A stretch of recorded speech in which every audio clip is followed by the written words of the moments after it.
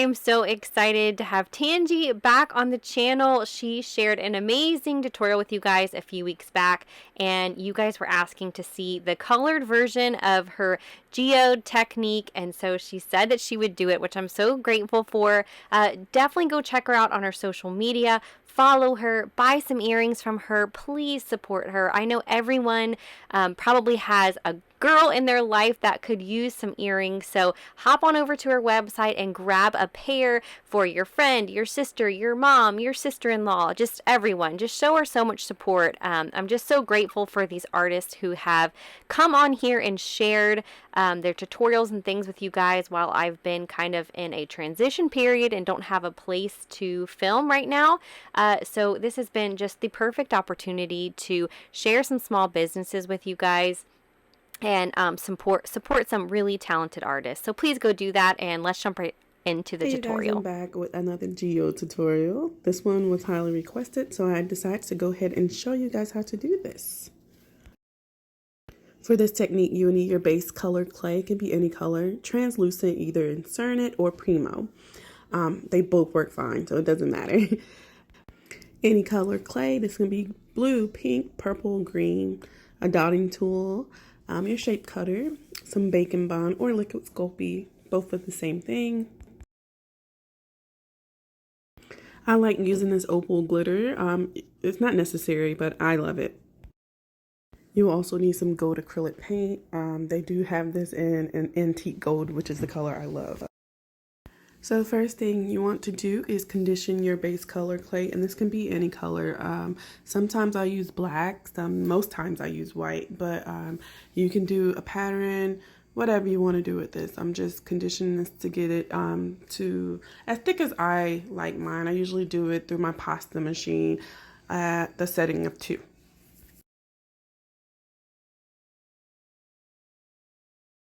After I get it to a thickness of my liking, I take my shape cutter and I cut out my shapes.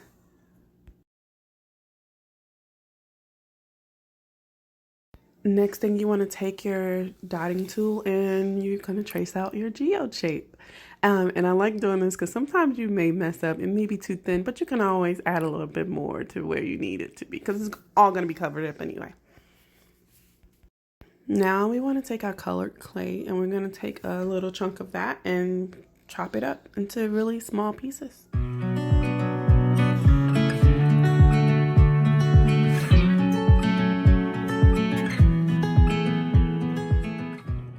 For the second layer, we're going to take translucent and a bit of that colored clay and add it together to give it a lighter color than your first color. So just mix it all in good together, and then we're going to chop that up afterwards too into small pieces.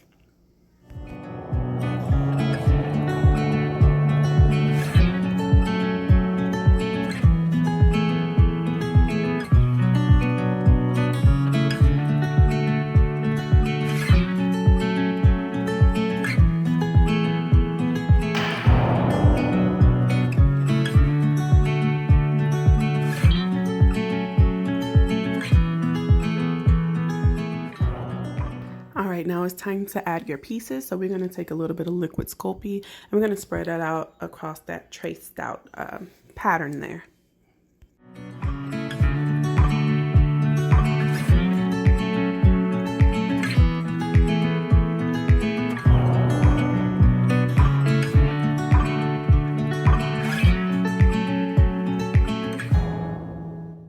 Now we're going to take bits and pieces of that darker blue and we're going to add a line straight down the middle. You want to go straight down the middle. This does not have to be big. This can be one thin, small line.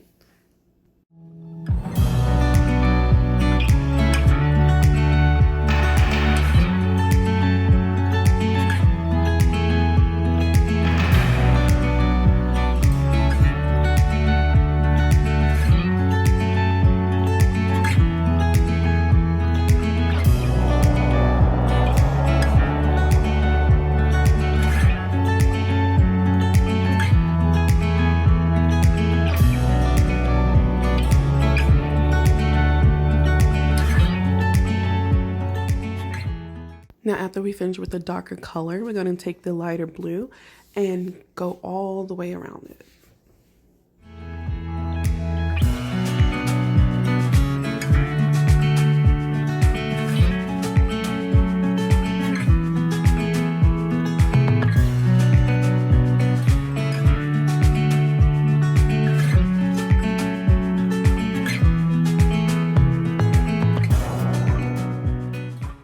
Once we completed both sides with the blue, we're going to take the plain translucent, chop that up into small pieces, and this translucent is going to go around the perimeter of the lighter blue.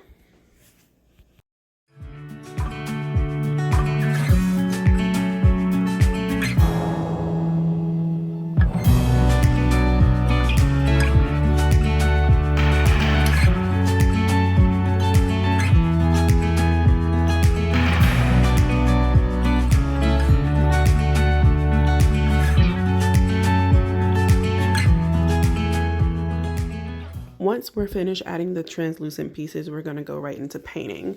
You want to take a bit of paint on a thin paintbrush, or you can even use like a toothpick or something, and trace around the edges of the translucent.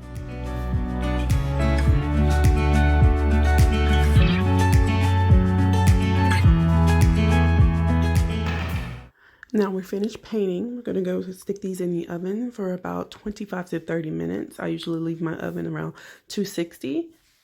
And they're all baked. You could definitely leave them like this, but I like a little shine to mine, which is why I always like my UV resin and my opal glitter.